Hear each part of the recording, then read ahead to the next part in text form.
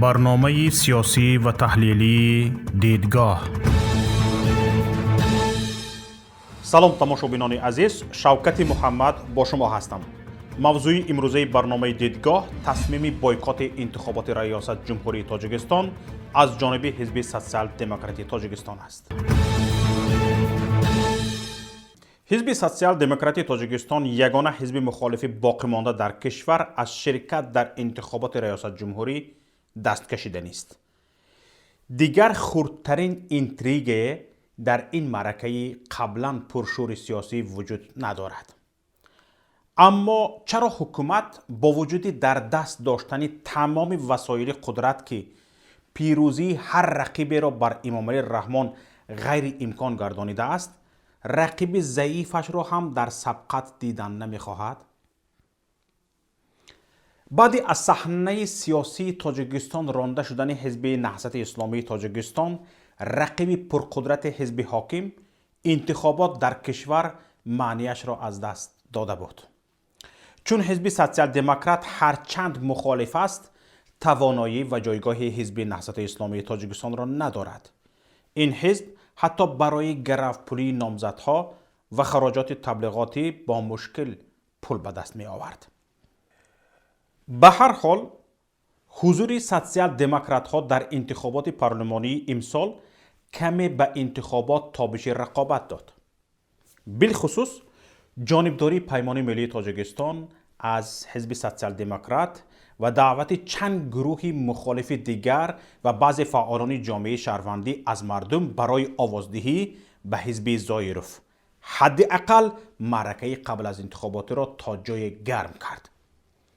هرچند به حد انتخابات قبلی نرسید، ولی حداقل اینتریگی خورده وجود داشت.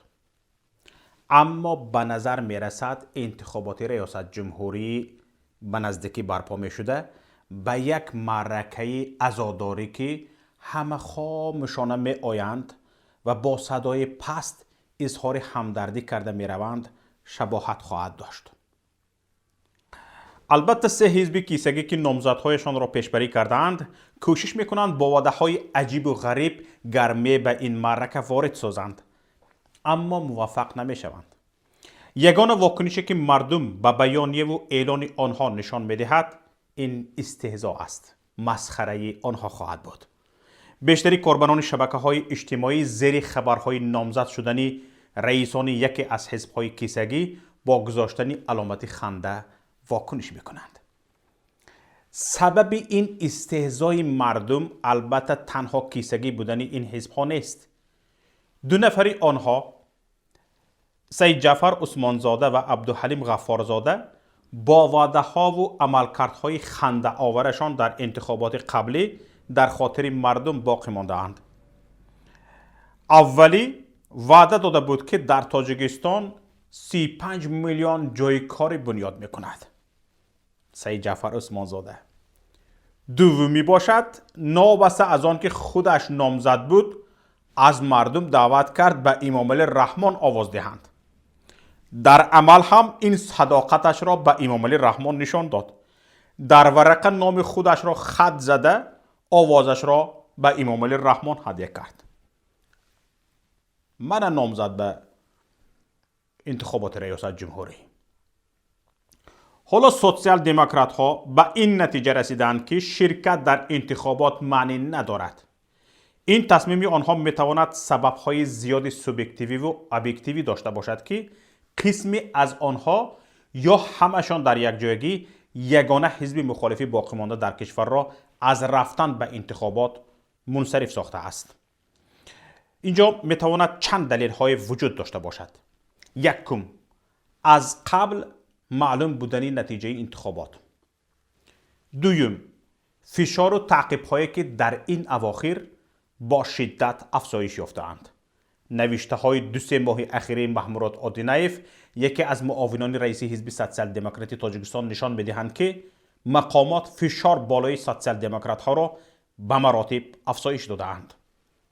سوم، وجود نداشتن امکان جمع آوری امضا برای نامزد. فضای ترس و هراس تا حد بالا برده شده است که در گمان است مردم برای نامزدی مخالفین با نام و نسبش امضا گذارد. چهارم، نبودن امکان مالی شرکت در انتخابات. حزب‌های مخالف پول ندارند.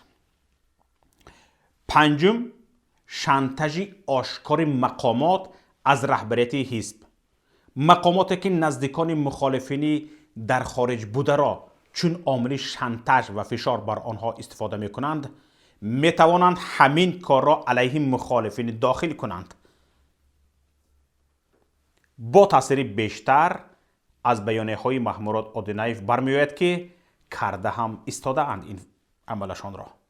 خود محمود اودینایف، معاون رئیس حزب سوسیال دموکراتی تاجیکستان، به سوال ما که چرا حزبش انتخابات پرزیدنتی یک معرکه مهم سیاسی را بایکوت کرده نیست، در جواب سبب اساسی را در نبودن عدالت سیاسی دانست. اگر شفاف میخواستن کنن، اگه بخشش میپرسیدن میگفتن برادر اینقدر من خدمت کردم، هدف بینید از سر قدرت رفتن نه، دو هدف داشت. حتی برای هدف رسیدن بینید که کنستیتوسیای بود تغییر الهه سال 2016 تغییرات وارد کرد، این هم غیر قانونی بود، اینو هم ما میدونیم.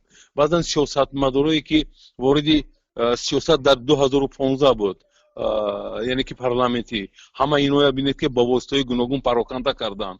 اگه مشکل بسیار است، اینو شالویدا باید ما گپ زنیم با بهونه فرسایم نصدی و با بهونه دیگر اینو، یعنی که یک دیگر حجت گپ گفتن هم نیست. همین دیکتاتور خودش معنی وای دارد که علاقه امکانیت ندادن به دیگر حزب‌های سیاسی. گرچند که ما حزب سیاسی هم باشیم، مستقل هم که باشیم، ما در حالت قرار داریم که مثل ما حزب‌های کیسگی هستند که با اینها زبان یک کرده است و سازش آمدند و اینو گویا که قانونی میشمارن. اکثریت اینها در همین انتخابات، نه اینکه در انتخابات، در حتی در همین کنستیتوسیا تغییر الهه که وارد شد همینو کردن میکره. اگر سال گذشته کنستیتوسیا وای تجاوز کرده باشن، اکنون نوبت ملت آمد. این انیخ است. البته ما این خیلی میمونیم، ما بینیم کنی حاضر نتیجهش علاقه امروز وای کسبی وای بود، رحمان و پیشنهاد کردن خطا نکنم، حاضر من خوندم کردن. هیچ وقت رحمانوف اثر قدرت رفتنی نیست. این علاقه میخواست فرزند شمانده که بین خودشون، بین همون گروه های جوانانی که نزدیک به خود رستم امام علی است و بین نفرانی که نزدیک به خود پرزیدنت امام علی رحمان است، علاقه همینجا به گپ بسیار میشد. انمی استفاده کردن حاضر بهونه گوناگون قطعی، یعنی که خودش حاضر نامزد شد و این کسب قطعی پیشنهاد کردن. اما پروفسور شاکرجان حکیموف، معاون اول زایروف، به این تصمیم رئیس حزبش راضی نیست. در صحبت با ما، شاکرجان حکیموف گفت که پیش از رسانه‌ای کردن این اعلانش، رحمت الله زایروف باید جلسه شورای سیاسی حزب را دعوت میکرد که نکرد. شاکرجان حکیموف گفت هرچند نتیجه انتخابات از قبل معلوم است، باید حزب سوسیال دموکراتی تاجیکستان با نامزد خودش به میدان می آمد و این معرکه را حداقل برای ترغیبات سیاسی حزب و برای بیدار کردن مردم استفاده می کرد. حالا در برنامه امروزه ما علیم شیرزمانوف از سابقه‌داران حزب سوسیال دموکراتی تاجیکستان حضور دارند. می خواهم مربوط به تصمیم تحریم انتخابات از جانب رئیس این حزب اندیششان را بپرسم. اکای علیم، سلام و خوش آمدید به برنامه دیدگاه. سلام علیکم. شما همچون سابقه‌دار حزب سوسیال دموکرات، اندیشه خودتان را نسبت تصمیم بایکوت کنی انتخابات پرزیدنتی تاجیکستان از جانب رحمت الله زایروف اندیشه‌تان را میگفتید.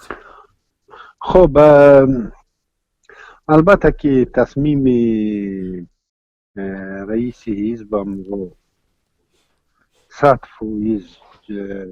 جانبدار هستم، چون هر شخص مسئولیت شناس در تاجیکستان امروز باید بداند که این انتخابات نیست و چون این انتخابات نیست، در این مضحکه شرکت کردن یک حزبی که خود رو مسئولیت شناس بشمارد، یک شخصیتی که خود رو یک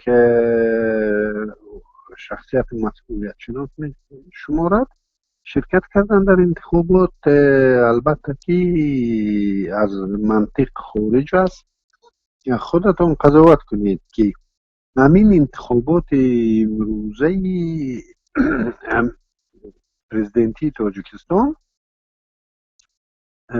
اگر فرض هم کنیم که در روز انتخابات یگان تقلب نمی شود، اگر عقل داشته باشند و فراست داشته باشند، در روز انتخابات اینا برای اینا ضرورت تقلب هم نیست، چون که نامزدهای تقلبی هستند، خود نامزدها تقلبی هستند، دیگر ضرورت به تقلب در انتخابات هم نمیموند. به خاطر همین یگانه تصمیم درستی که آدمی که صاحب اندیشه است، آدمی که صاحب تفکر است، اون تصمیمی است که زار برداشت. به خاطر همین من 100% جانبدار همین تصمیم هستم. این خیلی سنجیده شده. به اندیشه شما آقای علیم، آیا درست است که در حالی که رقیب یک دیکتاتور است و هرگز انتخابات شفاف برگزار کردنی نیست، میدان سیاسی را بایکات کنیم و خالی گذاریم؟ اگر درست باشد، پس این حکومت دیکتاتوری هر چی میخواهد میکند و ما انتظار میمانیم که کی اینها انتخابات شفاف برگزار کنند، بعد وارد مبارزه سیاسی میشویم. با یک حزب در داخل کشور بوده و با کدام صلاح دید هنوز فعالیتش منع نشده است و واقعا حزب مخالف است، خود همین اعلام یک فعالیت سیاسی به منفعت مردم سالاری است. چون تا اون دمی که این حزب رو محکم نکردند، این حزب باید به خاطر مردم سالاری تصمیم گیرد.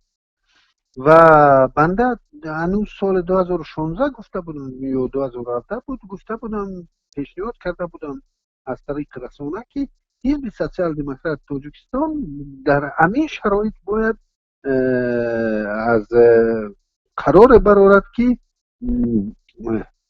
موقت از فعالیتش رو باز دارد. چون فعالیت این یگانه در همین انتخابات به نام انتخاباتی که در پیش استاده، یگانه تصمیم برای یک حزب مخالف در تاجیکستان امروزه است که یک حرکت سیاسی است، یک عملی است. یعنی اگر رنگ دیگر احزاب یک پیشبری میکرد و امضا جمع کردن هم نمیتوانست، چون که با همین تعدادی که باید امضا جمع کنیم، البته که این چند حزبی که پیشبری کردن، اگر جانبداری از طرف مقامات نمی بود، حتی خود خلق دموکراتی هم به فشنگ‌های ماموری در همین مدت کوتاه نمیتوانست همین تعداد امضا رو جمع آوری کند. و علاوه بر این ببینید 2 میلیون، زیاده از 2 میلیون شهروند تاجیکستان حق پیشبری نامزدیش را به مقام رئیس جمهور ندارد. علاوه بر این در تاجیکستان، در قانون موجوده تاجیکستان که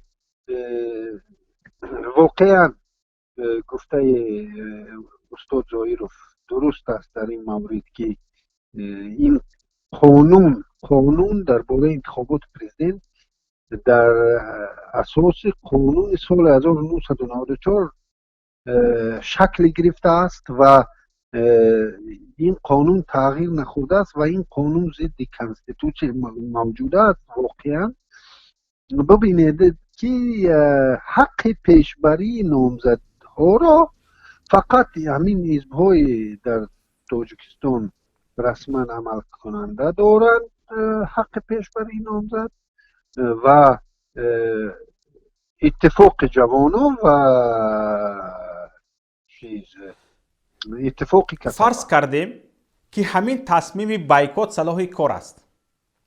ببینید، اما چقدر مردم کشور شاید میخواستند در این انتخابات در برابر امام علی رحمان مبارزه را ببینند و خستگی خود از این حکومت را با آوازهای خود ضد امام علی رحمان بیان کنند. ولی حزب سوسیال دموکراتی تاجیکستان از این حق مردم را محروم میکند. پس راه خلاصی از این حکومت دیکتاتوری چی است؟ باور کنید یگان حزب خود سوسیال دموکرات و نمیدونم دموکرات کدامیش نباشد، لیدری عمومی ملی در مبارزه بر ضد همین رژیم خودکامه میتواند فقط یک شخص غیر حزبی شود و این شخص غیر حزبی امروز اصلا امکان خود پیشبری را ندارد و این نبرد انتخاباتی که امروز در پیش است اصلا این واسطه نیست و مانند بلاروس که ما به بیداری مردم بیارد. در تاجیکستان خواهیم نخواهیم رحمانوف عوض میشود، خواهیم نخواهیم رژیم عوض میشود و چون از طریق انتخابات من مطمئنم که از طریق انتخاباتی که این قانون‌های کانستیتوچی تجاوز شده و قانون‌های تجاوز شده امروز پیشکش شهروندان دارد، از طریق انتخابات ها اصلا غیر امکان است که در تاجیکستان تغییرات بیاید. این انتخابات به نام انتخابات نتیجهش در کدام یک حمام حل می شود، در کدام یک آشخانه حل می شود یا طربخانه حل می شود و در حدود از حد اکثر 7-8 کس این حل می شود، چه کسی پرزیدنت شود، چه کسی وکیل شود و در این شرایط یگانه راه خیزش مردمی است که البته ما به اون روز میرسیم و البته که انتخابات شفاف و دموکراتی هم در تاجیکستان برگزار میشه. سلامت باشید. تشکر. تماشاگران عزیز، این همصحبت ما علیم شیرزمان، معاون رئیس پیمان ملی تاجیکستان از سابقه‌داران و عضو ارشد حزب سوسیال دموکراتی تاجیکستان بودند. باقی قضاوت از شماست. اینجا برنامه ما به نهایت خود رسید. یکایک شما را به الله پاک می سپارم. السلام علیکم و رحمت الله. برنامه سیاسی و تحلیلی دیدگاه.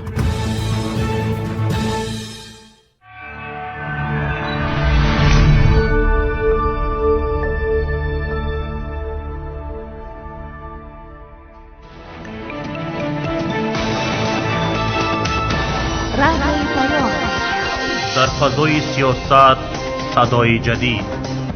رادیوی پیام. علم، فرهنگ، نوید. رادیوی پیام. مشورت، بحث، گفت و شنید. در تمام دنیا روی رسانه اینترنتی رادیو پیام .net